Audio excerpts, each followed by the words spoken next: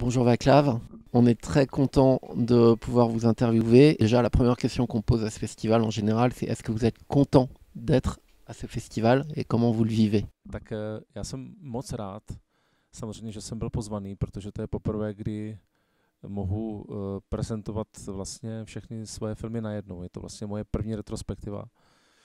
Takže zaprvé jsem poprvé v Rennes a zároveň jsem velmi zvědavý, jak vlastně zapůsobí ty všechny filmy dohromady. Alors bien sûr, je suis extrêmement content d'être là. Ça m'a fait plaisir d'être invité. D'autant plus que en fait, c'est la première fois que mes trois films sont montrés au même festival à la même occasion. Donc en fait, c'est une mini rétrospective, mais c'est ma première rétrospective. Ça me fait très très plaisir. C'est la première fois que je viens à Rennes, donc j'en profite bien entre les projections pour explorer le lieu, m'en laisser imprégner. Et c'est vrai que pour moi, c'est une expérience intéressante de voir quelles sont les réactions du public qui a vu les trois films. On va prendre le temps de discuter un peu du cinéma tchèque et de votre cinéma. Et on va commencer par essayer de dresser un petit portrait par vous-même. On va vous demander de faire un petit peu cet exercice. Est-ce que vous pouvez nous parler en premier de vos premiers amours cinématographiques? Qu'est-ce qui a fait que vous êtes devenu cinéaste? Dnes budeme spolu hovořit o českém filmu trošinku obecně o vaší tvorbě samozřejmě. A rád bych začal tak, abychom vás představili, ale vezmu to trošinku jakoby od lesa. Jaké byly vaše první filmové lásky? Jaké byly první filmy, které se vás dotkly? Tak já jsem měl v dětství jsem měl velmi rád Knoflíkovou válku. To byl film, který mě opravdu zasáhl a dlouho ve mně zůstal a dodnes zůstává. Potom jsem měl, tatínek vlastně byl ten, který mě nejvíc brával do kina, nejvíc mě jaksi představoval filmy. Další film, který ve mně dlouho rezonoval, byl Útěk v řetězech. Myslím, že Defiant Ones. To je příběh, kde hraje Sidney Poitier a Tony Curtis, jak utíkají vlastně z vězení. To byl film, který jsem měl nejradši, když mi bylo asi tak 13. Tyhle dva filmy a potom v takovém jinožství a dospívání jsem hltal Martina Scorseseho a Sergia Leone. A to bylo ještě předtím, než jsem začal studovat film. To bylo jako čistě fanouškovské. Potom jsem odjel do Anglie, vlastně jsme se vystěhovali za tatínkem v emigraci a tam jsem objevil Derricka Germana, jehož filmy mě zasáhly velmi.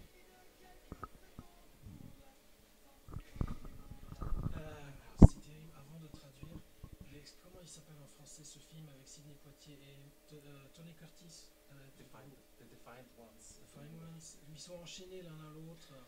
C'est ce film génial où en fait c'est un noir et un blanc enchaînés l'un à l'autre qui passent le film à CD. Et j'ai oublié le titre. Moi, je vais être sûr, je ne vais pas vous faire perdre de temps. Non, autrement on dit le titre en anglais, hein, c'est pas un problème. Hein.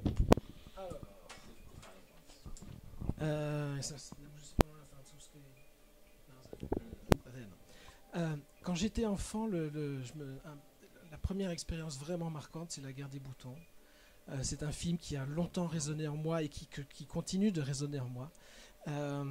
C'est vrai que c'est mon père qui a été la personne qui m'a ouvert la porte, qui m'a introduit, qui m'a présenté les premiers films qui m'ont marqué. Quand j'avais autour de 13 ans, un film marquant pour moi, c'est ce film de The Fine Ones, ce film, dont je ne me souviens plus du titre français, avec Sidney Poitier et Tony Curtis, où ils sont enchaînés l'un à l'autre. Ça, c'est un film qui m'a beaucoup, beaucoup marqué. Ensuite, pendant l'adolescence, j'ai dévoré les films de Scorsese et de Sergio Leone. Mais tout cela, c'était avant que je sente, en fait, je prenne cette décision de vouloir faire des études de cinéma, de vouloir faire des films. Après cela, j'ai vécu en Angleterre. Mon père s'était exilé en Angleterre et nous sommes allés le rejoindre avec ma mère. Et c'est là que j'ai découvert le cinéma de Derek Jarman, et qui m'a complètement bouleversé et qui a été décisif voilà, pour ma décision de faire du cinéma aussi.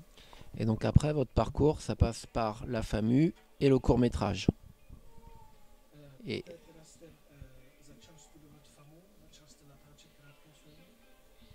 Ano, já jsem vlastně potom se vrátil z Anglie zpátky do Čech, potom co padla železná opona a nějak mě ta vlastně cesta moje přivedla k filmové režii, ale já jsem ještě předtím dělal asistenta režie vlastně Vojtěchu Jasnému a potom jsem se dostal na FAMU a tam jsem natočil několik krátkých filmů.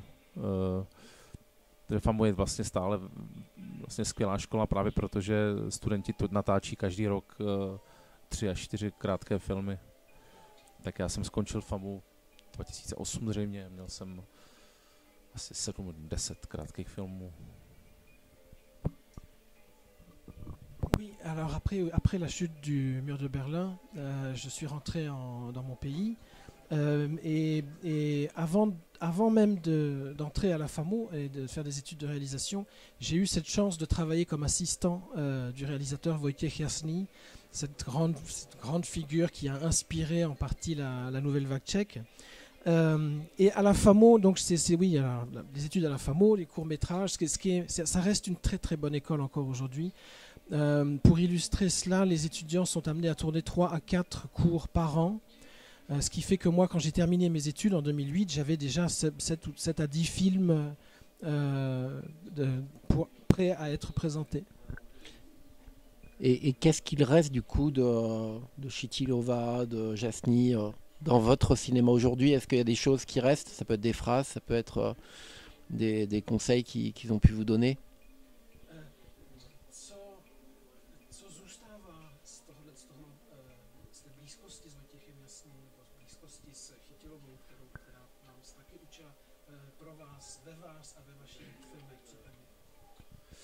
Tak ono samozřejmě tady šlo opravdu mistry filmu, takže není možné, aby něco nezůstalo. I vlastně v tom, v čem se tomu snaží nějakým způsobem třeba postavit nebo negovat jejich nějaký přístup, tak pořád nějakým způsobem, hlavně Vojtěch Jasný ve mně rezonuje, protože to byl nejenom vlastně můj učitel, ale zároveň velký přítel. A já jeho filmy mám možná nejraději vůbec ze všech českých filmů v dějinách kinematografie, protože on byl opravdu původní, on byl opravdu svůj, on v době, kdy to nikdo nedělal, začal dělat vlastně filmy s takovým magickým realismem, filmy, které v sobě kombinovaly pohádku, vlastně poezii, ale i sociální vlastně nějaký vlastně neorealismus, sny, on byl opravdu mystik, on mi třeba vyprávěl, jak když točil Kocoura, jak vlastně dával do něj ty motivy jako barev, jako aury, které vlastně viděl. Opravdu myslím, že on byl nadčasový a prostě velká inspirace a tak to přátelství a vztah s ním nikdy ve mně jako samozřejmě neskončí. Často na ně myslím, často se mi vrací ve snech a ta doba, co jsem s ním strávil, mě vlastně dala velkou odvahu dělat film. Dělat ho po svém hlavně. Alors là, vous avez mentionné les noms de 2 grands maîtres. Bien évidemment, il est impossible qu'ils ne vous marquent pas lorsque vous avez été un peu avec eux. Qu'il s'agisse de renouer avec certains des éléments ou au contraire de se mettre en porte-à-faux vis-à-vis de certains de ces éléments. C'est vrai que pour moi, Wojciech Jasný a été extrêmement marquant. C'était non seulement mon maître en matière cinématographique, mais aussi un ami proche. C'est très certainement en plus mon cinéaste préféré dans toute l'histoire du cinéma tchèque. Quelqu'un qui était résolument original, qui a été le premier à avoir un cinéma qui s'apparente au réalisme magique, un cinéma qui intègre des éléments de conte, de poésie, de critique sociale aussi, donc un aspect néo-réalisme aussi, tout en filmant des rêves, avec quelque chose d'extrêmement original. C'était en plus un vrai mystique. Dans Un jour un chat, qui est film projeté au festival et qui a été redistribué récemment en France, on voit ces personnages qui se colorent. Et en fait, il disait qu'il voulait représenter l'aura des hommes. Il y a quelque chose dans son cinéma qui est intemporel pour moi. Et la relation que nous avions, pour moi, elle continue de résonner en moi. Je pense qu'elle ne s'arrêtera jamais. Il réapparaît souvent dans mes rêves. Et c'est vraiment la personne qui m'a donné le courage de faire des films et de faire des films à ma façon. Alors justement, votre façon, comment vous qualifiez votre cinéma? Je crois que vous n'aimez pas que certaines personnes disent que votre style est minimaliste. Il y a d'autres qualificatifs qui sont employés. On parle de slow cinéma. Vous, comment vous le définissez, votre cinéma?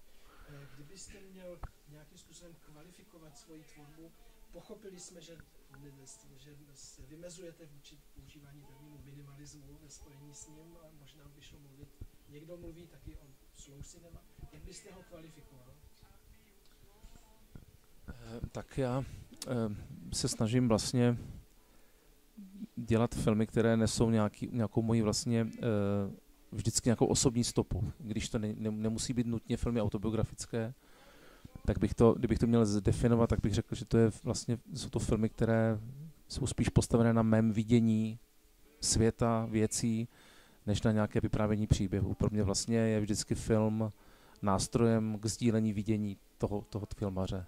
Víc než vyprávění příběhu. Myslím, že na vyprávění příběhu jsou zde jiné média, které to umí lépe. Tak pro mě je prostě důležité filmem vidět.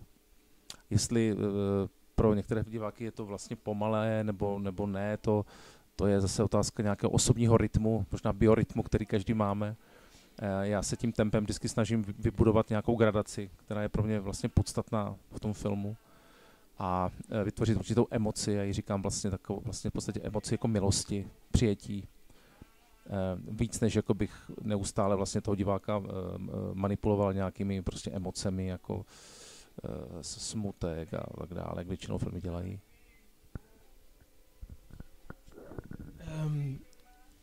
Pour moi, c'est important que les films portent la trace personnelle de leur créateur.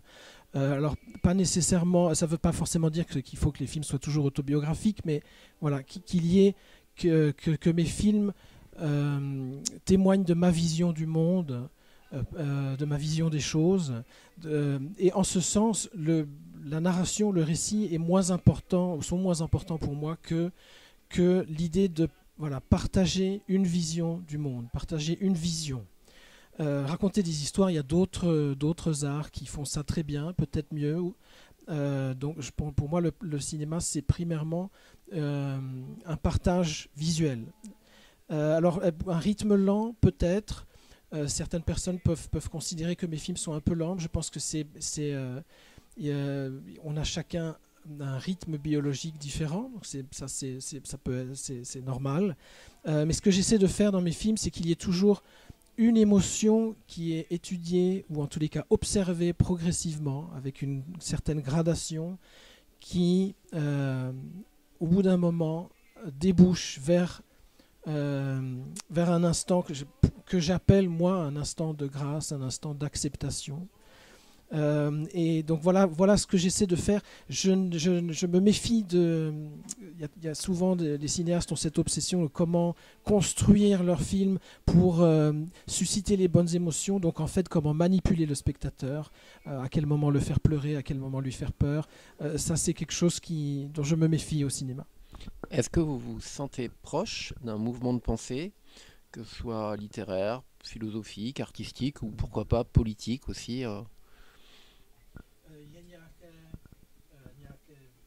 myšlení nebo nějaké prostě, ať už filozofické nebo politické, které by vám bylo vlastní? Já vlastně mám blízko k možná nejblíž, co mě vlastně opravdu inspiruje, ale nejsem jako vlastně katolík, ale je mi blízký vlastně v podstatě vlastně křesťanský pojetí světa, ale nedělám to, nechci dělat jakoby náboženské filmy, jo? To není vlastně můj cíl. Snažím se jakoby vždycky, zajímá mě metafyzika víc než jakoby realismus samozřejmě, ale nedělám to jakoby a priori, že ty filmy jsou nějaké prostě tezavitě křesťanské, ale určité pojetí vlastně právě trinitární metafyziky nebo vlastně i princip jakoby oběti mě nějakým způsobem vlastně velmi, velmi zajímá. Proto taky jsou ty mé filmy často nazývány jakoby duchovní, ale mě vlastně a priori nejde, abych dělal jakoby duchovní nebo náboženské témata. Ono ty filmy jsou většinou velmi osobní, jsou odpozorované, ale nějak se mi tam dostávají tyto rozměry. No. Možná je to tím tempem, možná je to jako pracuji s hudbou, se soustředěním, nevím. No.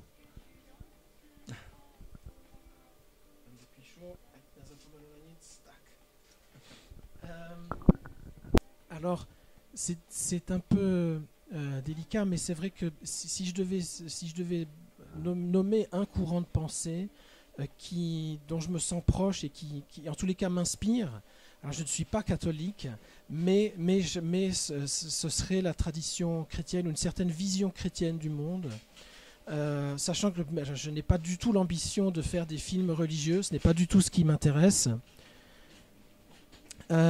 Mais voilà, j'ai cet intérêt pour le métaphysique beaucoup plus que pour le réalisme. Et encore une fois, voilà, mais je ne cherche pas du tout à faire des films à thèse ou des films qui transmettraient des dogmes ou des messages. C'est souvent un cinéma tout à fait personnel, mais il y a ces dimensions-là. C'est vrai que je suis passionné par une certaine métaphysique trinitaire.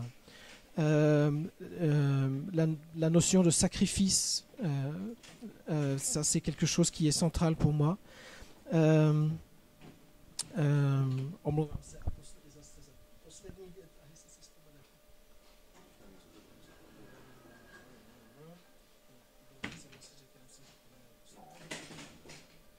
J'ai oublié la dernière phrase, mais je pense que le principal est dit. Est-ce que du coup vous vous sentez proche d'autres cinéastes contemporains?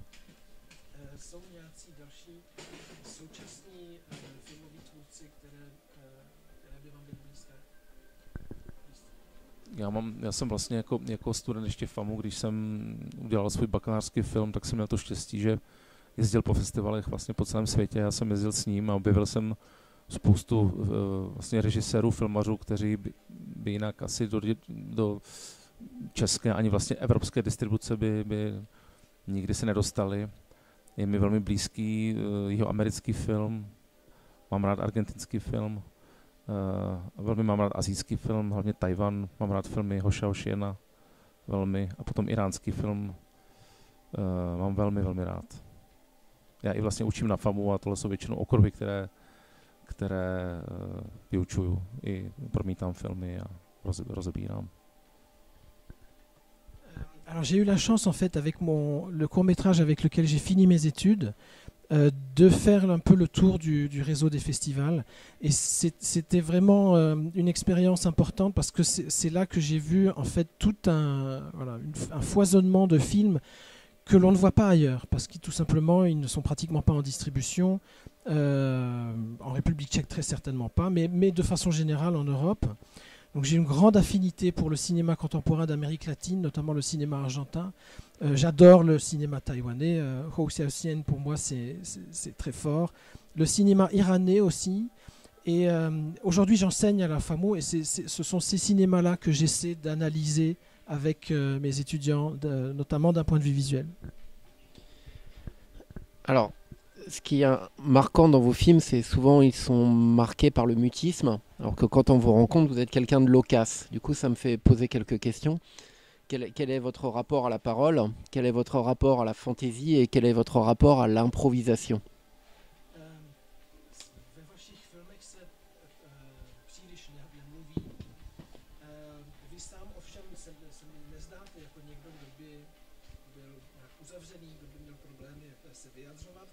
Chtěl jsem se zeptat, jaký máš vztah ke slovu, mluvenému slovu, možná v opozici nebo ve srovnání s fantazií? Ono to, už jsem o tom jednou mluvil, že vlastně, jak když jsem v nějakém stádiu přípravy filmu a vznikne scénář, tak vždycky ten scénář je vlastně mnohem více ukecaný, má mnohem více dialogů, dokonce často i MO hlasu, vlastně jako vypravěč často komentuje vlastně obraz. než potom na konci. A potom v té práci vlastně, tomu říkám, taková destilace, když jakoby pracuju s prostorem, pracuju vlastně s tím obrazem, tak najednou ty slova jakoby už nestačí, jsou jako pomalá a ten obraz vždycky jakoby vlastně najednou předběhne ta slova. A co se mi děje, je to, že najednou jeden záběr nahradí dvě stránky dialogu. A já vždycky vlastně raději vyškrtám vlastně ten dialog a raději ten význam vlastně udělám obrazem a zvukem. Děje se to během práce na technického scénáře, během natáčení, i ve střižně ještě vlastně se snažím redukovat a destilovat. Ale ten význam, který najednou ty slova vlastně jakoby vytvořili na papíře, se vlastně transformuje do obrazu a je tam vlastně skrzovat ten obraz. Přestože nemusí být tak explicitní, ale to mi nevadí, nemusí to znamenat přesně to, což vlastně většinou u mluveného slova je, ale naopak ten obraz může být ambivalentnější. To mě na to máka.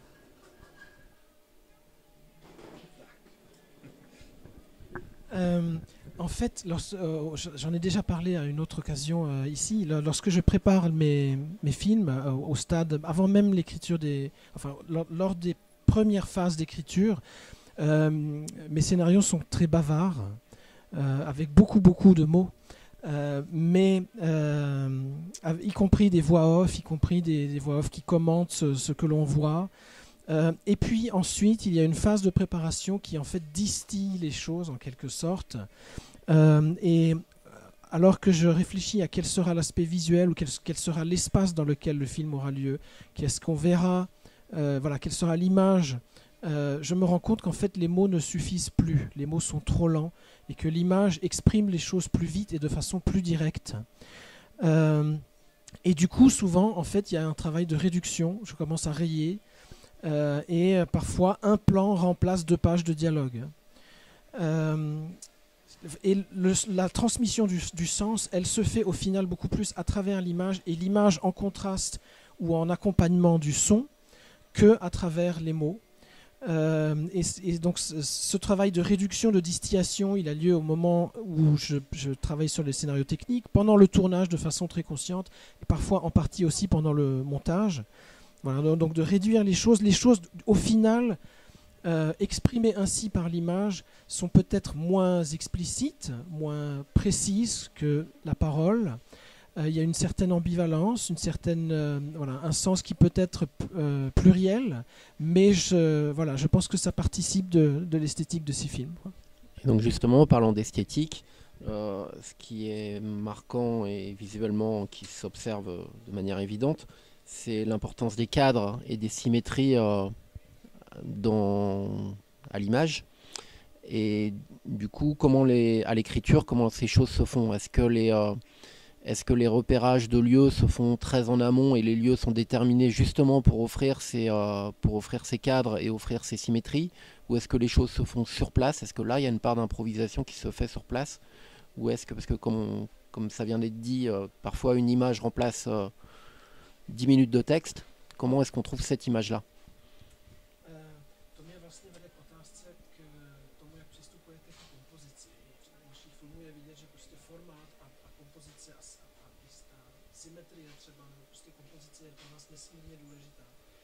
Je to něco, nad čím přemýšlíte už při psaní, při přípravě, jak dlouho například hledáte místa natáčení, je to zásadní, anebo naopak je to něco, co nacházíte na místě, jistá část improvizace, protože pochopili jsme, že ta místa a prostě ta vizuální stránka je naprosto zásadní, když je schopná nahradit třeba 15 řádků dialogu. Já vlastně hledáním lokací trávím opravdu možná největší porci času během přípravy filmu. A vlastně nějak si stanovení vlastně role toho prostoru. Proto i spolupracuji právě s Darem Pitínem, s malířem, se kterým vlastně řešíme vždycky prostor, jeho význam, jeho roli. Já potom nepíšu tolik verzí literárního scénáře, a začnu si velmi brzy dělat vlastně režijní scénář. To znamená to, co nějakým způsobem mám nahozené v nějakých situacích, v dialozích, dávám rovnou do nějakého rozáběrování. A tam se mi často i významy vlastně nějakým způsobem dotvoří. jinak si vlastně všechny ty záběry vlastně komponuju sám. Já většinou si ty kompozice a i vlastně aranžma uvnitř si jako načrtnu sám a pak to s kameramenem teprve vlastně dořeším a dodělám. Ale no, nejdřív tohle. En fait, le repérage des lieux de tournage, c'est souvent la phase la plus longue de la préparation de mes films. Parce que le repérage est aussi tout un travail de réflexion sur le rôle de l'espace, sur le sens que vont prendre les espaces dans lesquels le film va se dérouler. En fait, pendant la préparation des films, je travaille avec un peintre, Daniel Pekin, qui m'aide à visualiser les choses et justement à réfléchir à cette sémantique des lieux qui vont se retrouver dans le film. J'écris assez peu de versions de scénarios. En fait, je prends des notes, je gribouille des situations, des dialogues, mais lorsque je commence à écrire le scénario, j'intègre cela directement dans un scénario qui est un scénario assez précis, un scénario technique, pendant lequel qui m'aide en fait à préciser le sens que vont prendre ces lieux.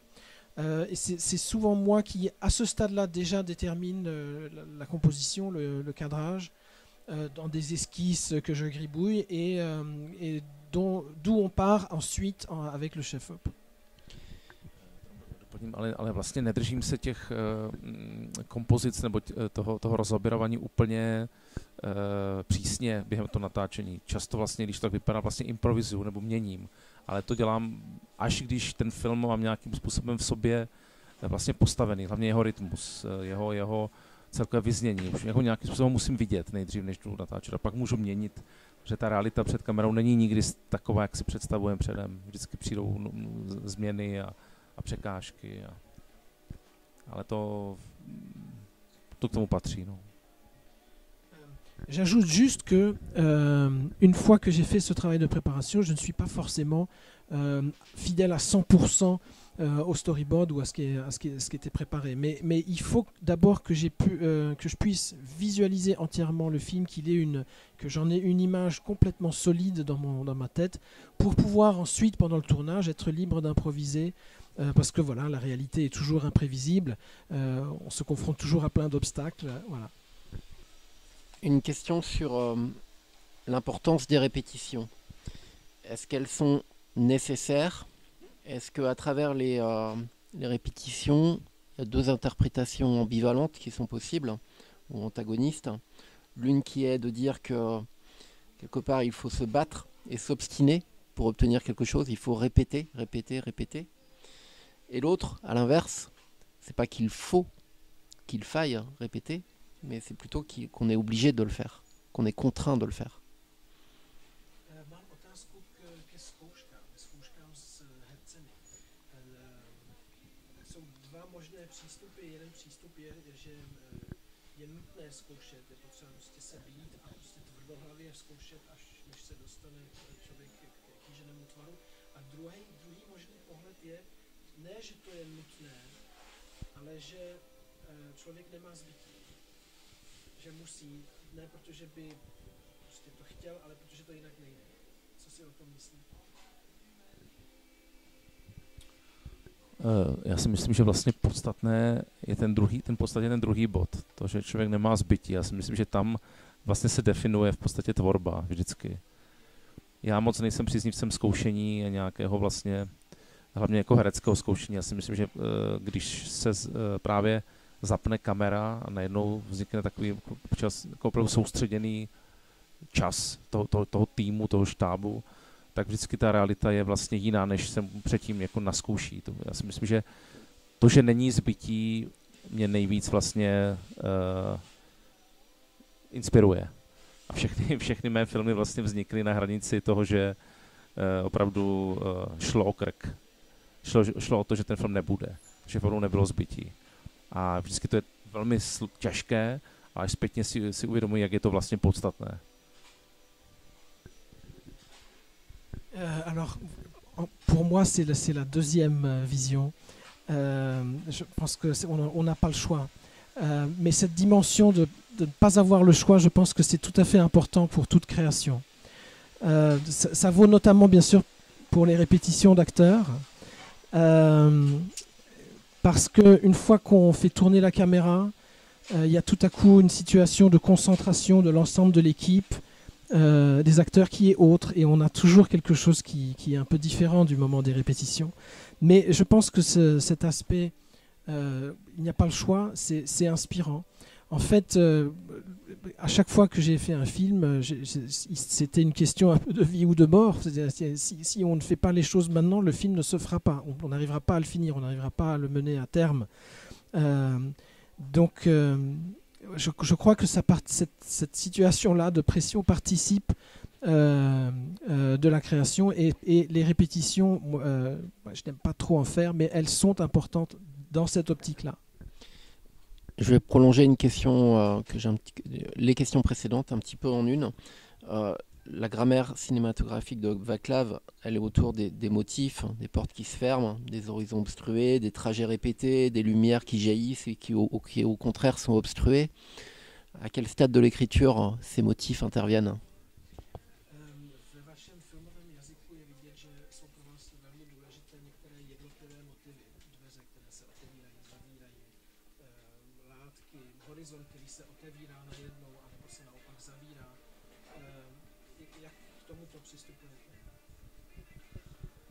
Tak ono to souvisí s tou rolí vlastně prostoru, kterou vždycky hledám. Ty jednotlivé motivy, které vždycky nějakým způsobem jsou propojené s prostorem, se rodí ještě často předtím, než vůbec mám literární scénář napsaný.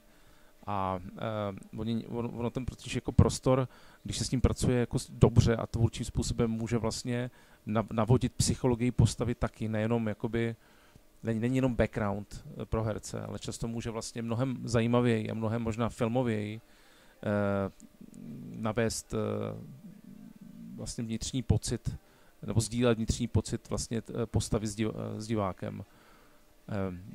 Konkrétně třeba u 80 dopisů, kde je spoustu dveří a motivy schodů a taková nepřístupnost, tam to bylo vědomé, protože jsem chtěl vlastně ten režim komunistický ukázat jinými prostředky než takovými těmi fetiši běžnými, jako jsou nástěnky a sovětské hvězdy a takové ty prostě propagandistické hesla.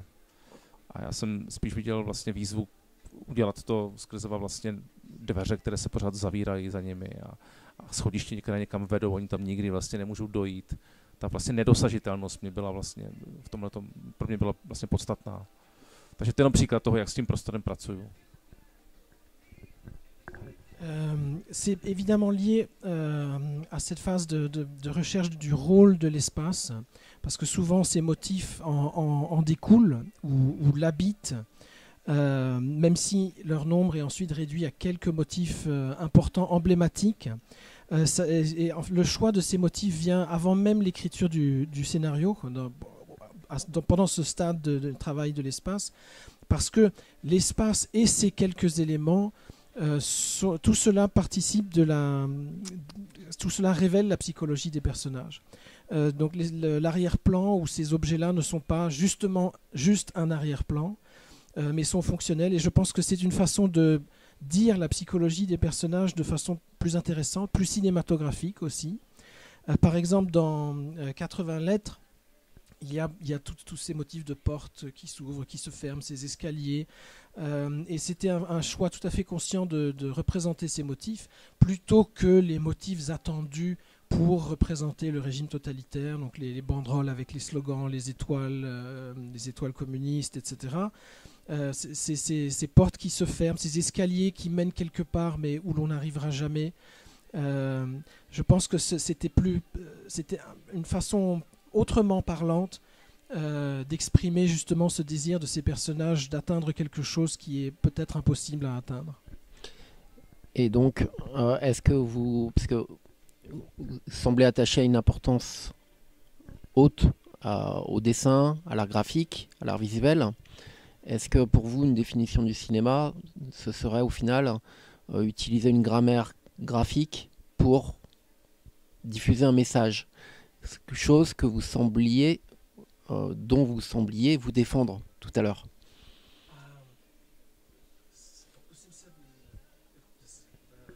prohloubit jednu věc, kladu si otázku, tak je samozřejmé, že pro vaši tvorbu je zásadní vizuální stránka, práce s kresbou, práce s vizualizací. Na tom je založena vaše filmová řeč. A skrz tuto řeč, jako byste předával nějakou zprávu. Není to v protikladu s tím, co jste před chvílí říkal, jako, že nechcete dělat film, ve kterém by byly nějaké konkrétní teze? Mně vlastně nejde. Já si myslím, že vždycky je nějaká vlastně vize toho projektu. A ta vize pro mě je vždycky jakoby pevná. A já nedělám filmy, které by jako byly jako otevřené v těch významech. Ty významy třeba jsou nějakým způsobem nekonkrétní nebo nesymbolické, ale určité vlastně témata jsou pro mě velmi důležitá, aby tam byly a aby prostě ambivalentní nebyly, aby byly jasný. Jo,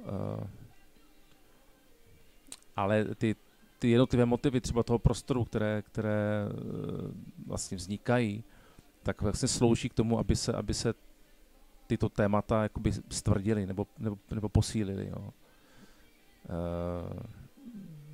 No, ale to neznamená, že tyto témata budou pro diváka stejné, to samozřejmě nechci podsouvat.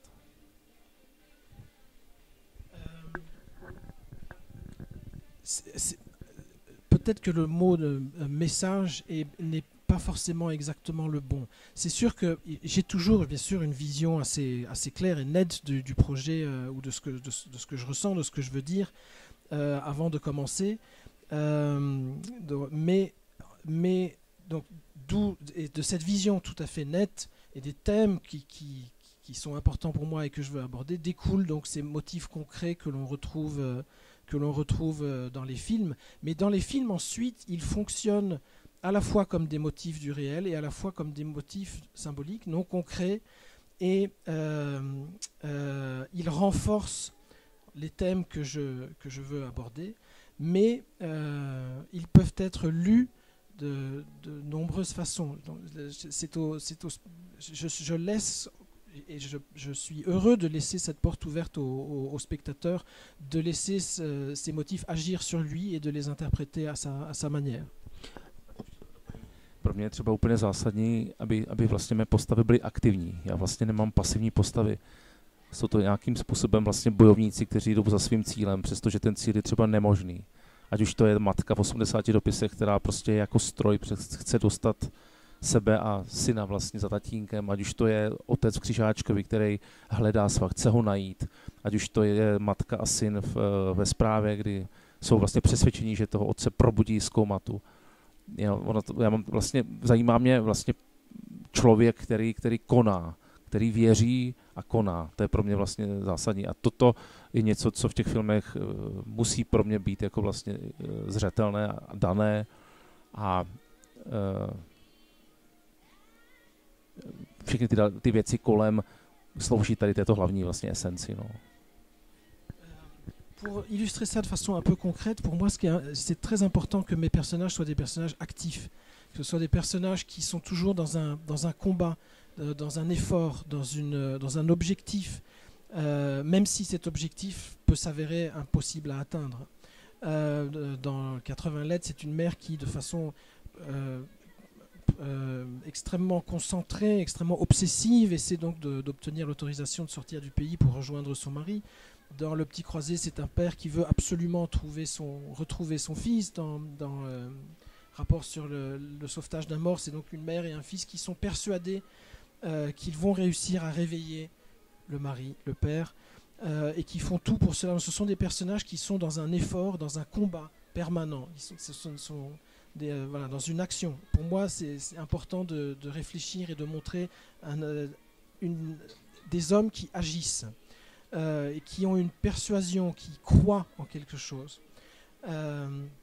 Et voilà, et l'aspect visuel, ces motifs concrets, en fait, renforcent cet aspect-là. On va parler maintenant de la trilogie L'absence d'un être cher. Est-ce que on va rentrer dans le détail de chacun des films, mais avant de rentrer dans le détail, justement, est-ce que cette trilogie était pensée comme une trilogie dès le départ? Et quel était le point de départ, si c'était le cas? Et ma première question sur le film, du coup, 80 lettres, quel était le point de départ de 80 lettres? Trochu se dotkneme jednotlivých filmů.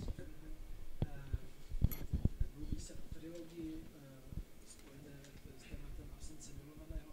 Bylo to vědomé rozhodnutí ze začátku, a ať už ano či ne, co vedlo jaký byl prvotní impuls k 89.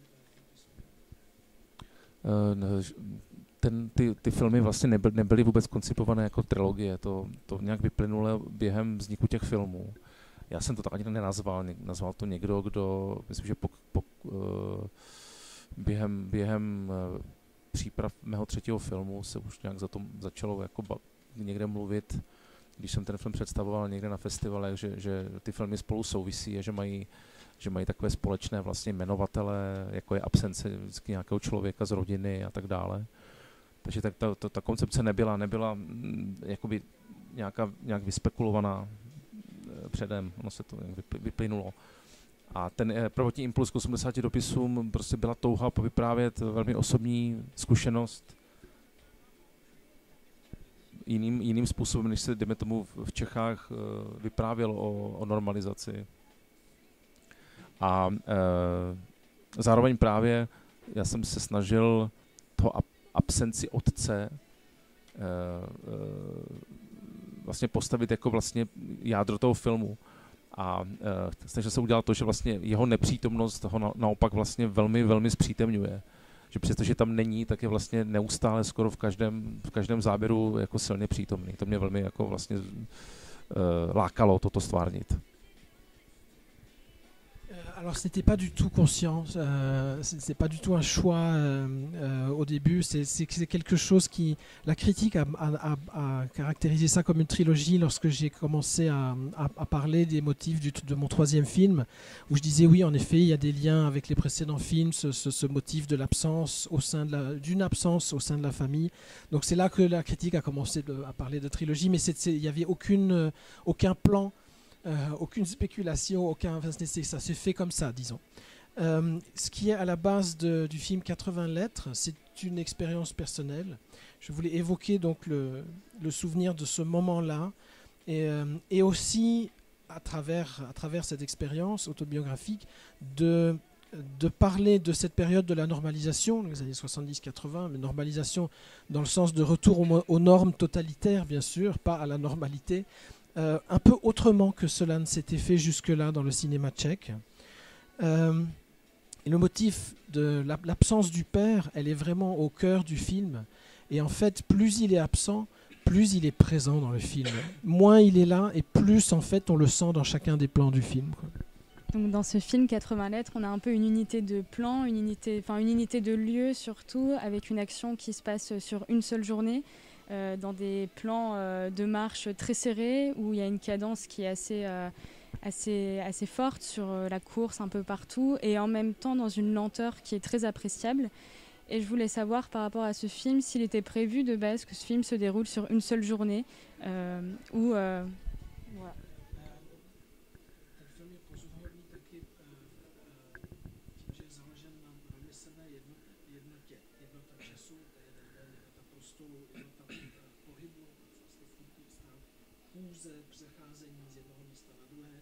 Přitom jistý pomalej rytmus, který je ovšem nesmírně krásný a podstatný. Plánoval jste, že se to bude odehrávat v jednom dni už od začátku? To je úplně přesná otázka. Neplánoval. Ten film měl vlastně probíhat během celého vlastně toho odloučení matky, syna a otce, což byl vlastně zřejmě rok a půl, takže jsem plánoval, že se budou vracet roční období, takže se bude celá to období, že bude vlastně stvárněno, že to budou takové refrény, jaro, léto, podzim, zima.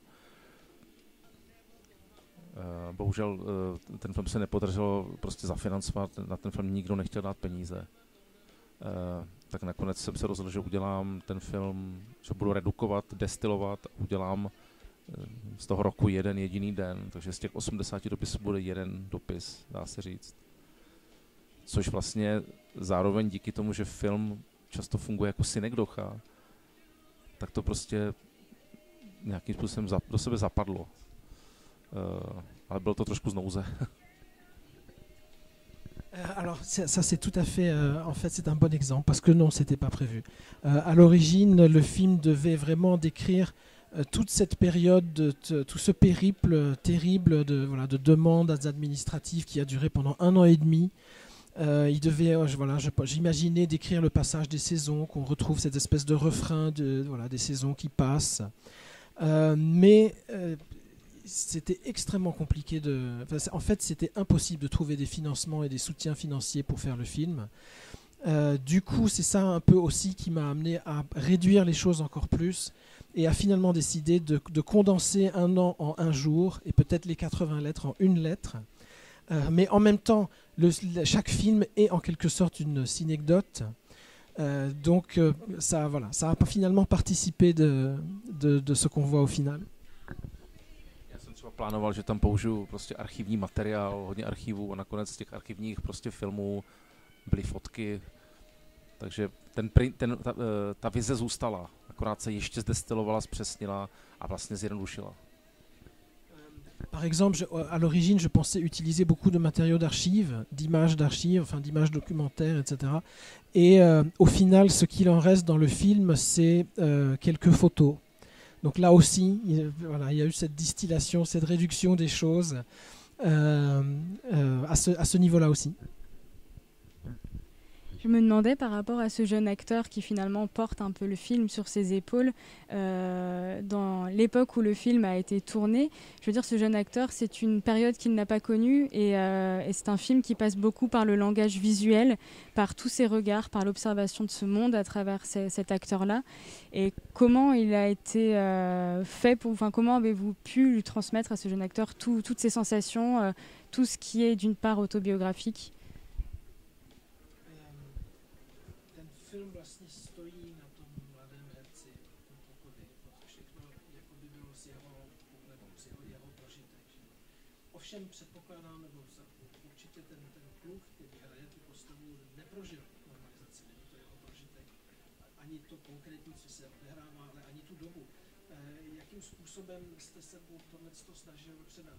Osobní zážitek a možná duch atmosféru té doby?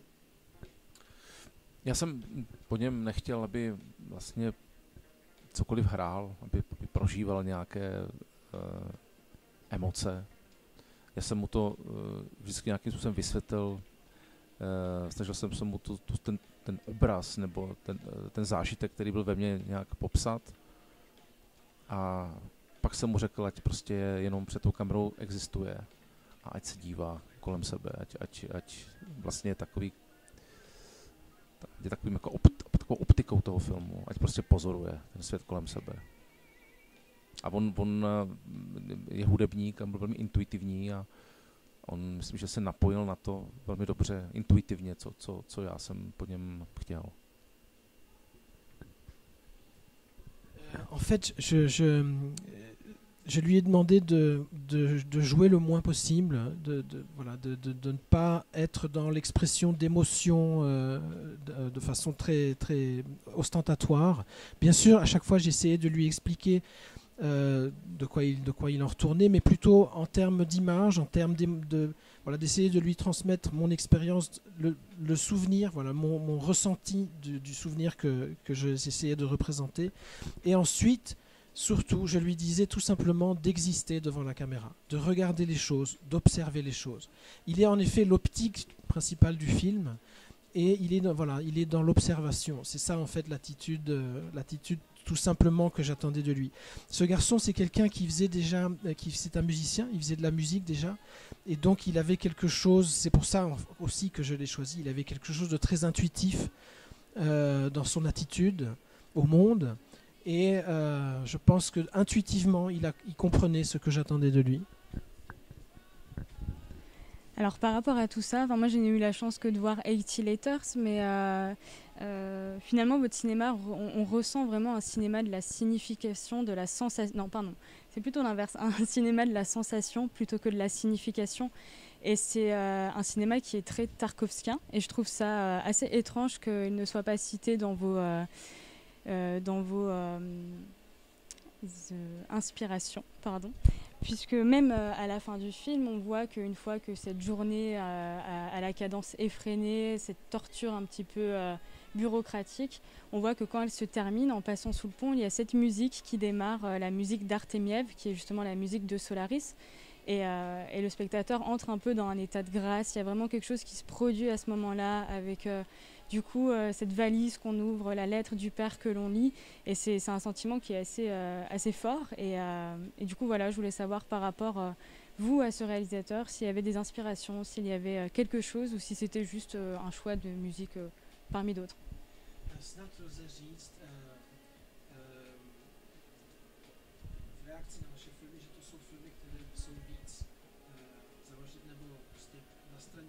Fyzického pocitu nebo pocitu spíše než na straně významu konkrétního. Samozřejmě při pohledu na 80 dopisů a zejména na konci toho filmu, kdy všichni prostě jdou, chodí přes to mučení administrativní, najednou se tam ozve ta muzika, člověk si vybaví Solaris a dostaví se ten moment, skutečný moment milosti, kdy se něco najednou absolutně otevře společně s tím kufrem a s četbou toho dopisu. Tarkovský, je to zdroj inspirace pro vás? Jeden ze zdrojů asi ano, ale třeba tady konkrétně ten motiv toho Bacha, já jsem si spíš vzpomněl vlastně na Pasoliniho a myslím, že i Joseliány použil přesně tuhletu hudbu. Ale samozřejmě Tarkovský, jakým způsobem vlastně pracuje s časem, nebo jakým způsobem pracuje i s prostorem, je velká inspirace. On má v sobě i určitou takovou východní lyriku, která je i typická vlastně pro ty starší sovětské filmy, ale i prostě vlastně české. Myslím, že spoustu takových těch poválečných filmů, jak jako československých, tak těch sovětských bylo velmi jako vlastně silně inspirováno i třeba Lamorisem. A to tam nějak cítím a to mi je blízké, přestože vím, že už tato kinematografie trošičku zestárla. Ale v tomto ohledu asi zřejmě se dá mluvit o nějaké podobnosti, ale zase bych chtěl třeba říct, že já se snažím o mnohem jednodušší obrazy, než třeba na Tarkovském někdy vadí, až taková opravdu barokní estetika, až příliš jako vlastně exaltovaný obraz. Já se snažím opravdu o nějakou spíš jednoduchost, jak říkám, vlastně největší radost je pro mě, když dokážu emoci navodit otevřením dveří výtahu, nebo švenkem pod fotografii, nebo prostě předáváním mince z ruky do ruky. Úplně vlastně obyčejné věci a najednou ta emoce se kulminuje. Takže to je důležitý. Vlastně asi bych nikdy nepoužíval andílky a levitace a takové velké vlastně obrazy, takové kartínky, jak tomu říkám. Tak to je, abych se i vymezil trošku. Alors, très certainement, bien sûr, il y a un lien. Tarkovsky a joué pour moi pour certains aspects, mais alors concrètement ici, non, c'est pas une référence à Tarkovsky, ou c'était pas conscient. En tous les cas, c'est pas à lui que j'avais pensé. Si j'avais pensé à quelqu'un par rapport à cette pièce de musique qui en fait est utilisée assez couramment, ce serait peut-être plutôt Pasolini ou Osseliani. Mais c'est sûr que la façon dont Tarkovsky travaille avec le temps, avec l'espace, c'est tout à fait inspirant pour moi. Il y a aussi cette part de lyrisme, ce lyrisme très est, que l'on retrouve beaucoup dans le cinéma russe d'après-guerre, mais et aussi dans certains films tchèques. J'y vois d'un certain côté pour certains films aussi l'impact des films de la Maurice. Bon, ces films sont peut-être parfois un tout petit peu désuets, mais ça, en effet, c'est la partie qui est inspirante. Ensuite, moi, mon cinéma est quand même beaucoup plus simple, beaucoup plus épuré que celui de Tarkovsky. Il y a chez Tarkovsky une part, un côté esthétique baroque, quelque chose de très exalté parfois. Pour moi, ce qui me donne de la joie, c'est de réussir à susciter une très forte émotion juste en montrant une porte d'ascenseur qui s'ouvre ou en filmant tout à coup une lettre ou une médaille qui passe d'une main à une autre. Je ne vais pas filmer des anges ou des scènes de lévitation. Voilà, je reste sur des choses beaucoup plus ordinaires. Merci. J'ai oublié de traduire. Voilà, il y a parfois chez Tarkovsky les kartinki, c'est-à-dire les tableaux d'une exposition, quelque chose de très expressif. Voilà. On va parler maintenant du Petit Croisé, qui est une adaptation d'un poème tchèque, d'un poème long et d'un poème qui a un récit. Et ce qui est troublant, c'est que quand on pense à une adaptation d'un poème, on pense plutôt à rajouter des choses.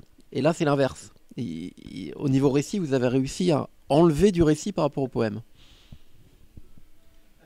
Křižáček vychází z epické básně, z literárního textu a člověk, když teda si přemýšlí o tom, že film je adaptací literárního textu nebo básnického literárního textu, tak většinou konkrétně v případě poezie očekává, že spíš v tom filmu budou věci navíc, přidané, které to doplní nějakým způsobem. Nám se podařilo naopak to zredukovat. Jak k tomu došlo? Tak ta báseň to je vlastně knížička, která má asi 100 stran, takže ona je jako mnohem epičtější samozřejmě, než je ten film. Ale je psána takovou jako volnou rukou. On si Vrchlický moc si nedělá starosti s nějakou jakoby logikou děje a dokonce ani nějaké historické přesnosti. Ono se to odehrává samozřejmě během křížových výprav, to znamená někde ve 13. století, ale je to psané vlastně v duchu romantismu a jako z mnohem pozdější perspektivy. Ale já jsem šel po jádru vlastně té básně, po tom esenciálním pocitu z té básně, což bylo pro mě vlastně otcovství a zároveň nějaké utrpení s tím spojené. To bylo pro mě vlastně podstatné. A jinak jsem to vlastně destiloval a obnažoval a všechno jsem to vlastně směřoval tady k této cestě, nemožné cestě toho otce, který nemůže toho syna jakoby udržet doma nikdy. Vždycky to otcovství jako je pohyb, vždycky se něco ztrácí, ale zároveň si něco zůstává. To bylo pro mě to, co měl ten film definovat. Cesta, která je v něčem nemožná, cesta, během které nelze dohonit toho kluka, ale zároveň nějaké smíření s touto situací, s tím, že něco odplouvá, část toho kluka odplouvá, ale část toho chlapce si ten otec bere zpátky. Takže dlouho jsme s tím, opravdu dlouho vlastně jsme to destilovali různě jako chirurgicky jako vyoperovávali, abychom došli k tomu, co pro nás bylo to nejzásadnější. Le petit livre de Vrchlický a une centaine de pages, donc il y a vraiment la dimension narrative, la dimension presque épique est tout à fait importante dans ce livre. En même temps, il est écrit de façon assez libre. Vrchlický se cassait pas trop la tête avec la logique du récit ou avec la réalité historique qu'il évoque, bien que son récit se situe au Moyen-Âge, il a une vision qui est vraiment la vision du romantisme ou du romantisme tardif. Donc c'est une perspective tout à fait autre sur cette réalité. Mais ce qui était pour moi essentiel dans ce texte, qui en forme le noyau et sur lequel je me suis recentré, c'est ce motif de la parenté et concrètement de la paternité. Cette idée de voyage impossible, car on ne peut jamais retenir l'enfant qui nécessairement et forcément est voué à partir. Donc ce mouvement, ce motif de perte, il y a quelque chose que l'on perd, en même temps quelque chose qui reste, ce chemin sur lequel on ne pourra jamais rattraper l'autre, et ce motif de l'acceptation, accepter que quelque chose puisse voguer seul. Et nous avons passé beaucoup de temps à trouver la bonne forme, la bonne manière de réduire cela et de se recentrer sur ce qui est, à mon avis, le noyau, le cœur de ce récit. Abychom toto posílili, tak vlastně přišel ten nějaký moment během psaní scénáře, kdy já jsem řekl, pojďme to udělat tak, že ta narace vždycky bude vlastně mimo to centrum toho filmového vyprávění. Jakoby ta narace hlavně vždycky byla vlastně před námi nebo za námi. A ten otec vždycky jenom vlastně přišel buď to brzy nebo pozdě. Pour illustrer ça concrètement, en fait, nous avons fait le choix conscient de situer ce qui se passe en dehors ou en tous les cas aux marges du film. C'est-à-dire le père, il arrive toujours un peu trop tôt ou un peu trop tard. Donc ce qui en apparence, ce qu'on pourrait considérer qui est voilà l'action, elle est toujours ailleurs. Elle est toujours, elle est toujours un peu avant ou toujours un peu après, quoi. Et donc ce que vous avez conservé, et qui me semble aussi être au cœur du dispositif du film, c'est les références historiques et les références religieuses, l'époque. Pourtant, vous auriez peut-être eu liberté, entre guillemets, de faire un choix différent ou d'explorer d'autres alternatives. Et sur ce sujet de références historiques et religieuses, est-ce qu'il y avait un peu de Bernanos aussi dans tout ça?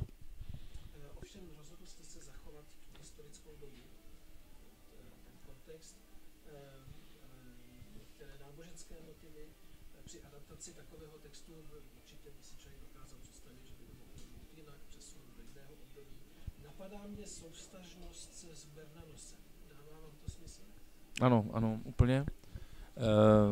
Ta vlastně kniha vyšla v době, kdy se hodně vlastně překládala i francouzská katolická literatura v Čechách a bylo vlastně velmi silné propojení mezi českou katolickou literaturou a francouzskou, takže vlastně určitě Bernanosovy knihy, ale i potom že Paul Claudel a vůbec to, co třeba Stará říše vlastně, co Florian vlastně v Čechách reprezentoval a překládal.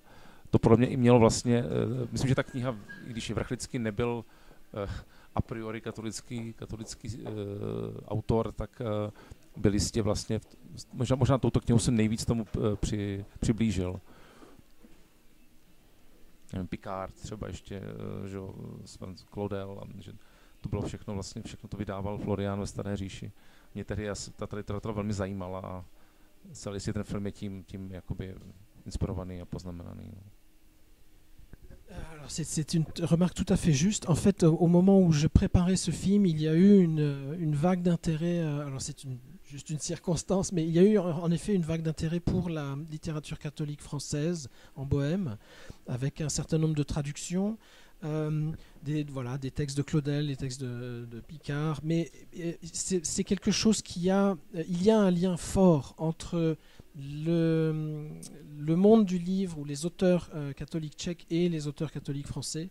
Il y avait en Bohème un éditeur qui s'appelait Josef Florian qui dans les années 20-30 a énormément traduit et publié ces textes-là. Alors Vrchlický, lui, n'est très certainement pas un représentant de la littérature catholique, mais dans ce livre-là, il s'approche peut-être un peu de ce ton. Donc en effet, cette influence-là, oui, c'est juste de la citer.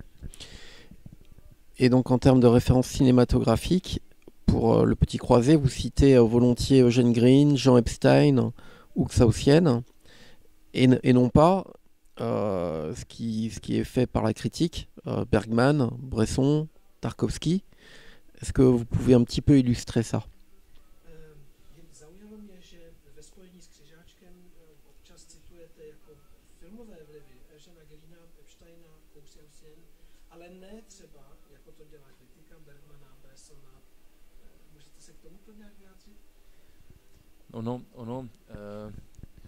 Já se vždycky snažím vlastně vnímat ten film nějakou jakoby esencí, jo? A přestože určité signifikátory můžou jakoby toho filmu připomínat, dejme tomu Bergmana, protože dělal film vlastně ze středověku, nebo Vláčela, nebo i Bressonovy filmy, tak stále pro mě ten film Křižáček vlastně je úplně jiný v tom, že je vlastně plný světla, jo? Že ten středověk vlastně nahlíží jinak.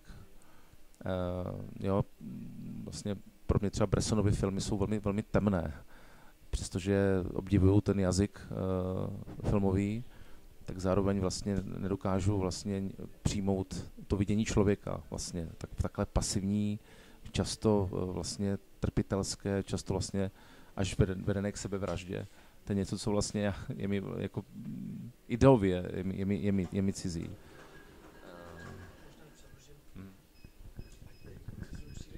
Un film, c'est toujours l'essence de quelque chose. Et donc, ça ne me surprend pas qu'il y ait certains éléments, voilà, certains signifiants dans mes films qui puissent évoquer Bergman, il a tourné aussi le Moyen-Âge, qui puisse évoquer Vláčil, par exemple, ce réalisateur tchèque, auteur de ce film très beau, Markéta Lazarova, Bresson aussi, bien sûr.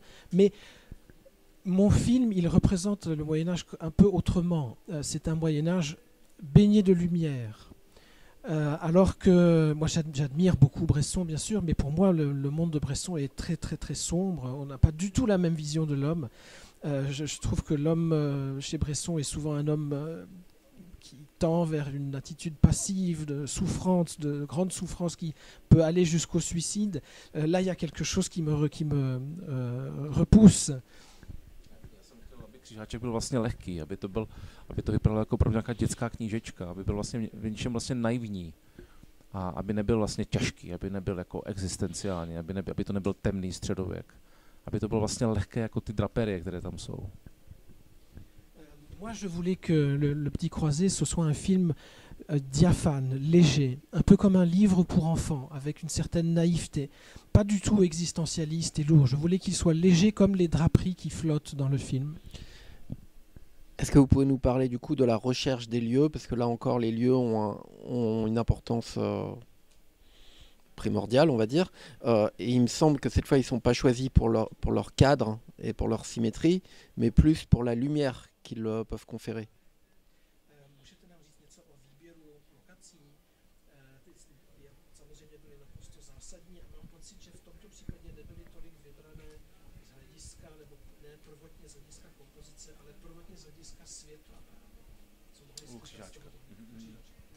Tak tam probíhala opravdu vlastně, tam probíhala dlouhá příprava a oblídky, které byly téměř po celé Evropě, vlastně v Čechách, byli jsme i v Polsku, něco jsme dokonce v Maďarsku a potom v Itálii a nakonec jsme se rozhodli, že celý ten film natočíme v Itálii. My jsme logicky do Itálie jeli vlastně skautovat kvůli tomu, že opravdu do Brindisi ty křížové výpravy putovaly a z Brindisi se potom odplouvalo do Svaté země. A já jsem byl překvapený, že v Itálii jsme našli vlastně všechny ty motivy, které já jsem potřeboval, protože já jsem chtěl od začátku, aby ten film začínal v velmi uzavřených prostorech, aby tam nebyl horizont, aby tam byly jenom vertikály, stromy, aby to bylo všechno zavřené a potom se postupně ten film jakoby otevíral, až nakonec tam žádné vertikály nejsou a je tam jenom vlastně nekonečný prostor. A to jsme vlastně i stvrzovali světlem, že to světlo vlastně jako se nějakým způsobem rozptyluje a že bělejší a jako vybělí se na konci. Les recherches des lieux ont été très très très longues et assez compliquées. Nous avons commencé en République tchèque, puis en Pologne, un petit peu en Hongrie, enfin un peu partout en Europe finalement, avant de faire le choix de tourner le film entièrement en Italie. Il y a une logique parce que souvent les croisades, les croisés se retrouvaient à Brindisi et partaient en Terre Sainte à partir de Brindisi. Mais nous avons eu de la chance parce qu'on a réussi à trouver tous les lieux correspondant aux motifs que nous voulions avoir, c'est-à-dire commencer par des lieux très refermés, sans horizon, avec beaucoup de verticales, des arbres, etc. Et puis, au fur et à mesure du film, les choses s'ouvrent. Il y a de moins en moins de verticales. On est dans un espace qui est de plus en plus un espace infini.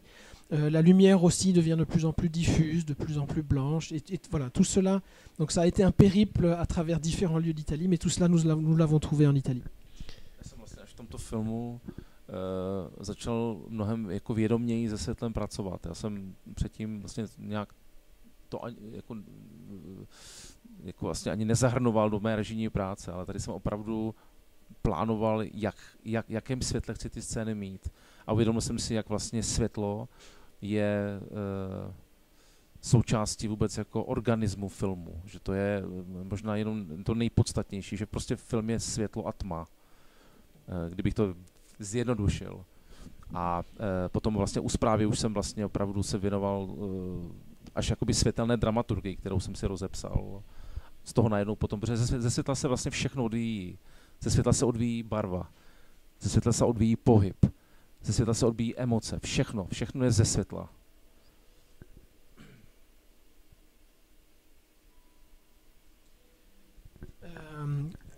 Avant, pour mes films précédents, je n'avais pas eu ce travail tout à fait conscient sur la lumière. J'avais pas encore complètement intégré ça dans mon approche de la mise en scène, alors qu'ici, oui, ici j'avais vraiment prévu dès le début quel type de lumière je veux pour tel moment. Et je pense qu'en fait, c'est peut-être un peu enfoncer des portes ouvertes, mais que la lumière, c'est vraiment un des éléments clés de l'organisme que constitue un film. Le cinéma, en somme, c'est la lumière et les ténèbres. Pour mon troisième film, donc Rapport sur le sauvetage d'un mort, j'ai vraiment fait toute une dramaturgie de la lumière. En somme, tout découle de la lumière au cinéma. Les couleurs, le mouvement, les émotions. Et alors pourquoi, par exemple, les enfants sont-ils tous blonds et les habits sont-ils tous blancs?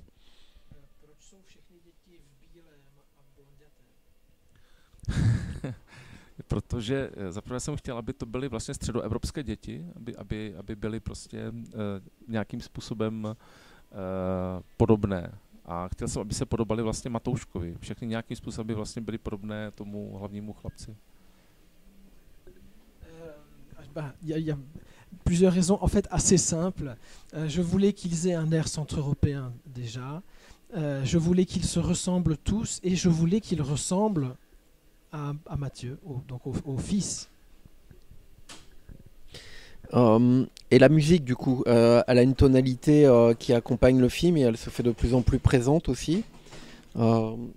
Qu'est-ce que vous pouvez nous dire de cette tonalité que vous avez recherchée, de cette recherche musicale?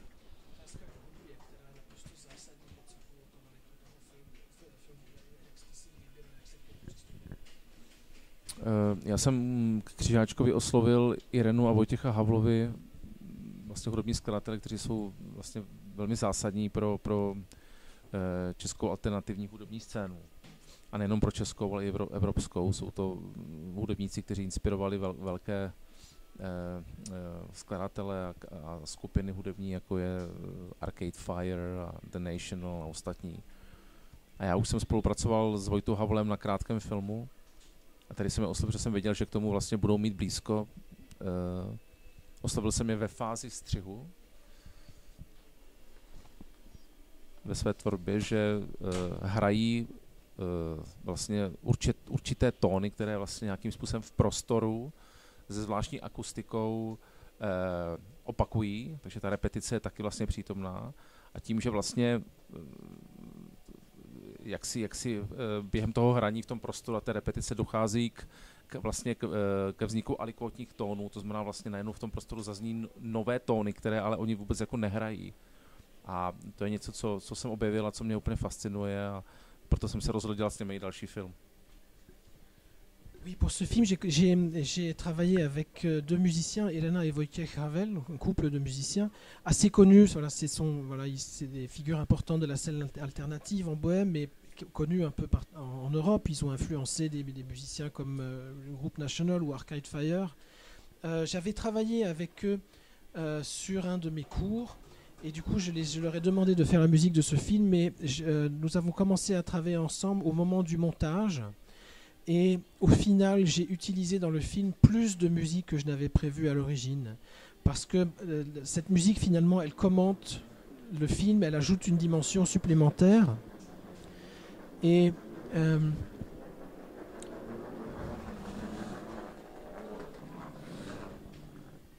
je me suis rendu compte que nous avions une approche semblable, moi et ces deux musiciens. Pour vous décrire cela de façon très concrète, souvent ils jouent avec l'acoustique de l'espace dans lequel ils se produisent. Ils ont leur musique souvent joue sur la répétition avec un principe litanique. Et ce qui m'a fasciné, ce que j'ai découvert avec eux, c'est qu'ils utilisent souvent en fait des tons, des harmoniques, c'est-à-dire des sons qui sont produits. Ce ne sont pas les notes jouées, mais on joue une note et tout à coup il y a un autre son qui se produit en parallèle. Et ça me fascine complètement. Et pour terminer sur le petit croisé, quelle est la part du politique et la part de poésie dans ce geste cinématographique? Du politique et de la poésie.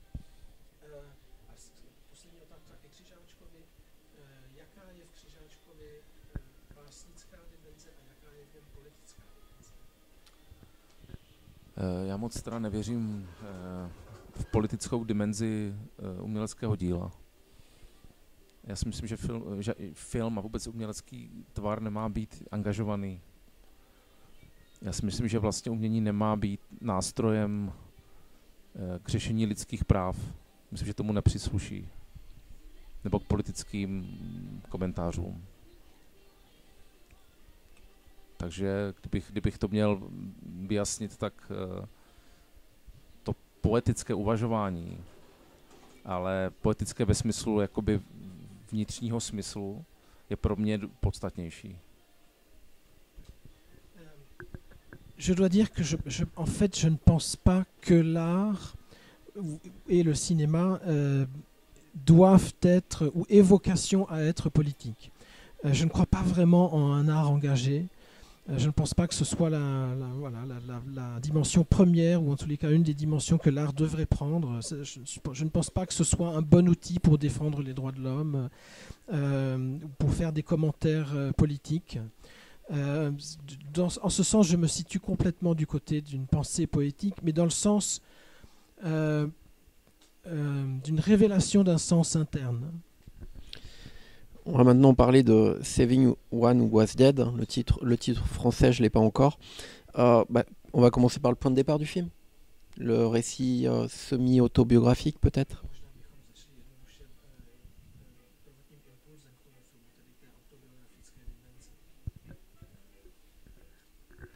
No to vlastně ještě nám nějakým způsobem může doplnit tu otázku na tu trilogii, jo, protože ty filmy nemohly být koncipované jako trilogie, protože ta diagnóza tatínkova se stala během vlastně práce na Křižáčkovi. Tatínek vlastně dostal velmi silnou mrtvici, opravdu jeho jako vlastně hlavní bazilární tepna byla vlastně zablokovaná tou sraženinou, musel mít operaci, museli mu vzít část vlastně mozku a byl v komatu. A my jsme se s maminkou snažili vlastně k němu mluvit každý den.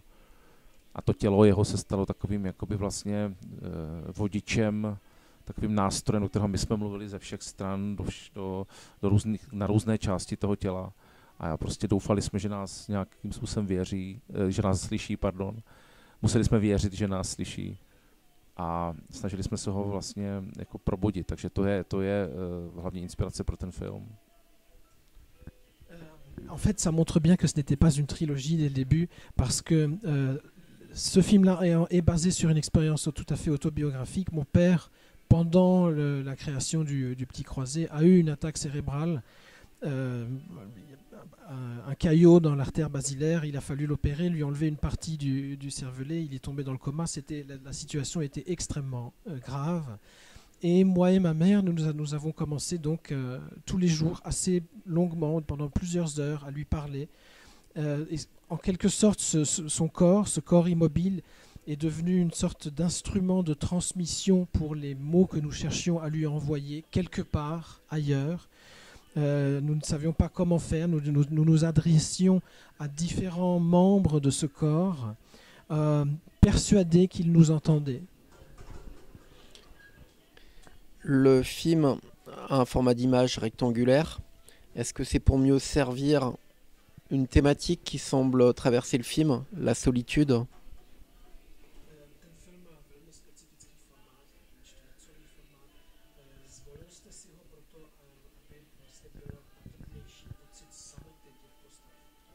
To byl jeden z důvodů, protože oni jsou jakoby uzavření trošku ve svém světě, ve svých myslích.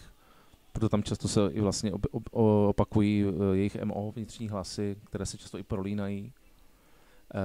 Ale další důvod byl, že jsem věděl od začátku, že ta mizanscéna bude vlastně koncipovaná v diagonálách, že tam bude vracet vlastně obraz ležícího otce a matky a syna nad ním, jak k němu mluví.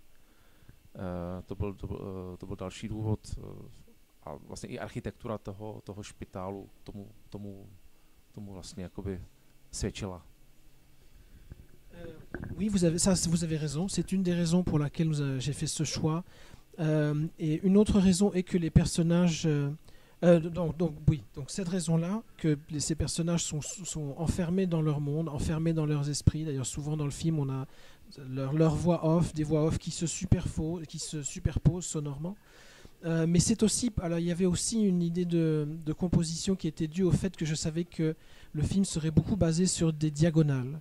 Il y aurait souvent cette image du père au milieu, couché, et de chaque côté, au-dessus de lui, la mère, le fils qui lui parle. C'était en partie lié au type d'architecture, cette architecture assez spécifique des hôpitaux. Viděl jsem, že ten film prostě nemá horizont, že všechno se odehrává v nějakých vertikálních vazbách, ty slova putují vertikálně. Tak vlastně už při technickém scénáři já jsem celou mizanscénu koncipoval. Rozhovory do schodů, do vlastně výtahy, schody nahoru, dolů, chůze, kouř, pády právě, sutin. Všechno mělo nějaké vertikální motivy. No.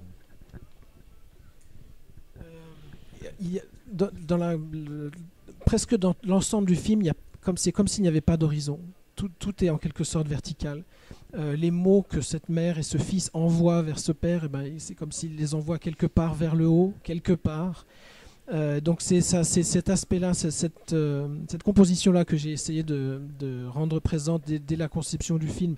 Il y a de situer les dialogues dans des escaliers, par exemple, d'avoir ces motifs de fumée, d'avoir ces motifs il y a des travaux dans cet hôpital, donc il y a des espèces de gravats que l'on fait tomber du haut vers le bas. Il y a ces montées, voilà, ces trajets en ascenseur, voilà, donc cette verticalité. On part de plans fixes et à un moment le film commence à choisir des travelling, hein. On suit les pas des mêmes personnages alors qu'avant on les voyait de loin. On pense à un effet de rupture au départ et finalement ce n'est peut-être qu'une fausse piste. Co mě zaujalo je, že ten film začíná nehybnými záběry a najednou postupem v druhé polovině filmu najednou máme travelingy, máme prostě lidi, kteří přecházejí někam. Ze začátku vidíme postavy jakoby víc z dálky, dokonce naprosto zblízka. Vypadá to, jako kdyby se tam něco zlomilo, ale mám pocit, že to tak jenom vypadá.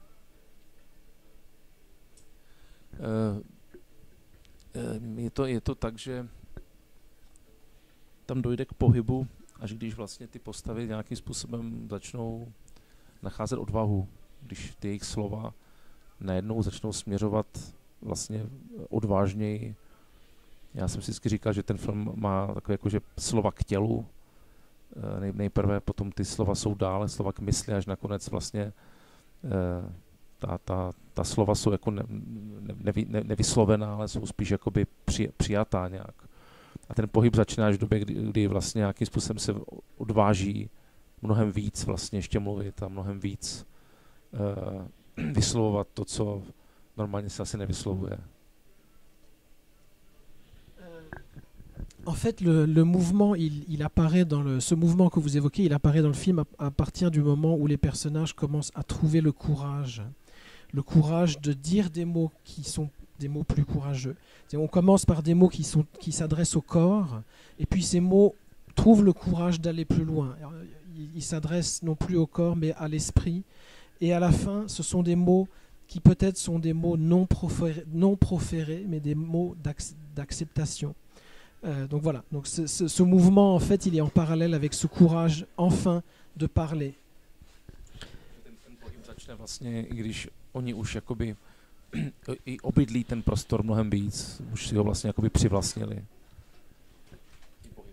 Et ce mouvement aussi, il vient à un moment où ça c'est plus naturel, où les personnages en fait se sont habitués à l'espace et commencent à l'habiter. Et alors, parler au père pour qu'il se réveille au début de manière parler à son corps au départ, puis finalement parler à son esprit, avoir cette verticalité, chercher la hauteur finalement de quel père parle-t-on?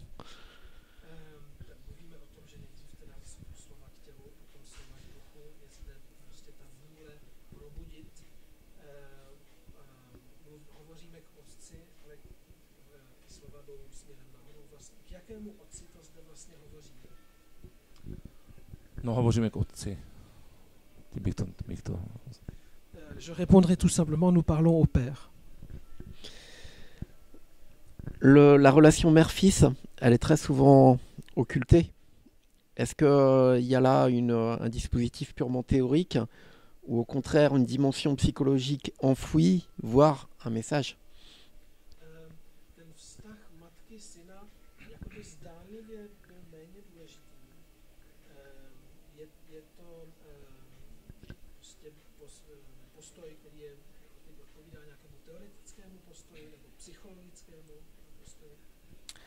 Ne, já jsem vlastně podle mě samotného jsem natočil možná nejvíc herecký film a možná nejpsychologičtější film, který jsem dělal, přestože to třeba není vidět, ale ten film je potřeba opravdu sledovat, pozorovat. My jsme řešili i, že tam bude určitý vývoj v tom jejich vztahu, ten vývoj, myslím, že je patrný tam nějaký oblouk. Nejprve je syn velmi pasivní, protože se trošičku vlastně ocitá v roli dítěte, které si odře koleno a nejdřív se podívá na maminku, aby vlastně čekala, jestli se má rozplakat nebo ne. Takže i v této situaci jakoby neví, co vůbec má dělat, ale postupně jakoby přebírá tu taktovku a spíš dává vlastně sílu matce. To jsem chtěl, aby to tak bylo. Ale ten film vrcholí tím, že vlastně oba dva nějakým způsobem dojdou k nějakému sklidnění a hlavně přijmou tu situaci.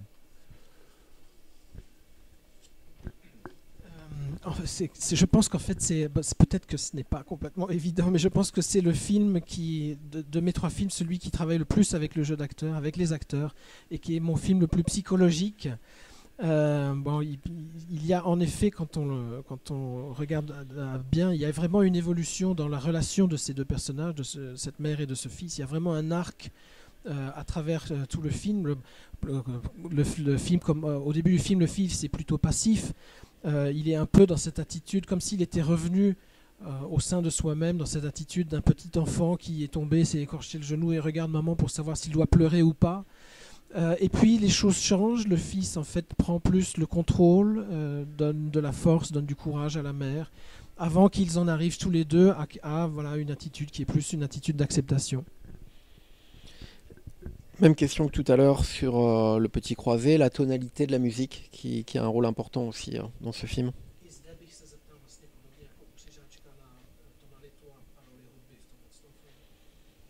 Já jsem vlastně, myslím, že Zpráva je můj nejbarevnější film a už vlastně v debatách s kameramanem jsme chtěli, aby vlastně barvy hrály velkou roli v tom filmu, aby jsme neudělali ten špitál takový jako chladnej, šedej, monochromatický, ale aby opravdu do toho filmu vstoupily aktivně barvy a měly svoji roli.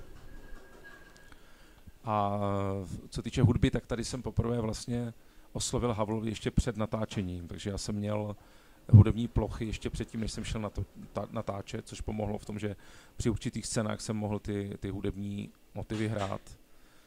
A tím pádem vlastně i herci cítili rytmus pohybu, rytmus slov. Takto. Ještě možná konkrétně prakticky k těm barvám. My jsme vlastně našli starou budovu France Josefa, která byla používána dřív jako Olomouci, jako nemocnice. A mohli jsme si vlastně dobarvovat, mohli jsme si tam bourat některé věci. Tak tam jsme dost vlastně stylizovali ty barevnosti.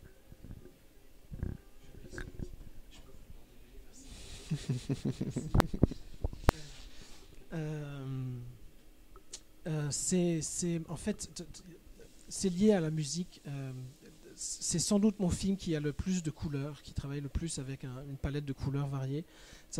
C'était un travail tout à fait conscient avec le chef opérateur.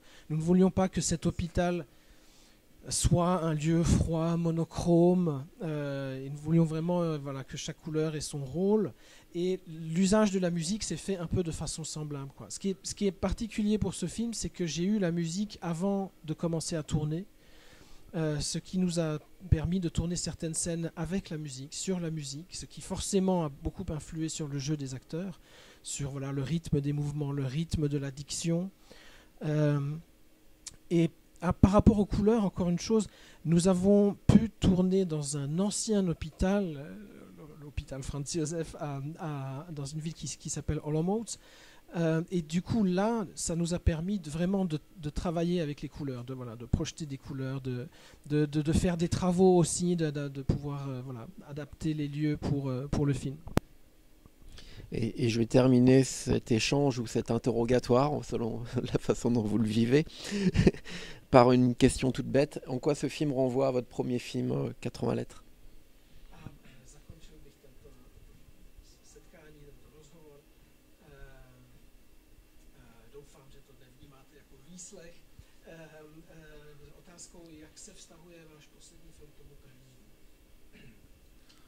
No to je výborná otázka, protože se vztahuje vlastně k němu velmi, velmi blízko, velmi, velmi úzce. Já jsem i během, co jsme prožívali s maminkou, tu situaci s tatínkem, když tatínek ležel na jípce a my jsme byli na těch chodbách, tak jsem říkal, mami, pamatuj si tady to čekání na těch chodbách, není ti nepřipomíná ti to něco.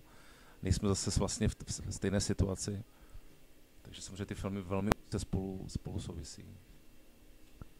C'est une très bonne question, ouais, parce que évidemment il y a un lien tout à fait étroit. Quand on se rendait avec maman dans ce service de réanimation et que nous attendions dans ces couloirs, forcément nous parlions beaucoup, nous évoquions des souvenirs. Je disais, mais maman, cette attente dans ces couloirs, ça ne te rappelle pas quelque chose? Donc, il y a un lien évidemment très étroit. Já jsem byl zase vlastně v pozici toho syna, přestože už jsem sám otcem, a byl jsem v pozici syna, který vlastně čeká na maminku a jako vlastně než se odhodlá převzít tu sílu nebo tu zodpovědnost, tak vlastně opravdu nejdřív neví, protože já jsem se nikdy nesetkal ještě s blízkostí smrti tak to, jak teď. Já jsem třeba ještě nikdy neviděl mrtvého člověka. A opravdu najednou jsem byl jako malé dítě, které kouká na maminku, abych vlastně zjistil a vypozoroval na ní, jak se mám vlastně chovat v této situaci. Takže určité pohledy, určité vlastně jakoby emoce, které jsou v 80 dopisech, jsou zde znovu. Pořád jsme v těch rolích rodinných, pořád budeme dcery, synové, i když jsme matky a otcové. Et en fait, bien que je sois moi aussi père aujourd'hui, j'étais de nouveau dans cette position de fils qui attend maman, qui attend de voir comment maman va décider, qui attend que maman trouve la force, prenne des décisions, trouve la responsabilité. C'était aussi ma première rencontre avec la mort. Par exemple, je n'ai jamais vu de personnes mortes de ma vie pour l'instant. Et c'est la première fois que j'ai eu cette expérience-là, que j'ai vu cela. Et en quelque sorte, j'étais de nouveau dans cette attitude du petit enfant qui regarde quelles seront les attitudes et les réactions de la mère, du parent, pour savoir comment se situer. Tout comme dans le premier film, dans 80 lettres, quoi. Quelque part, nous sommes tous des fils, des filles, même si nous sommes des pères et des mères. Eh ben, merci beaucoup. Já moc děkuju za skvělé otázky. Bylo to dlouhé, ale to je dobře a je vidět, že o těch filmech víte a já se toho velmi považuji. Un grand merci à vous. C'était relativement long, mais j'en suis tout à fait heureux. Parce que ça se voit que vous savez exactement de quoi vous parlez et ça me fait plaisir d'avoir des questions comme cela. Et merci pour la traduction. Oui, merci aussi pour la traduction. Et merci encore une fois. Merci à vous.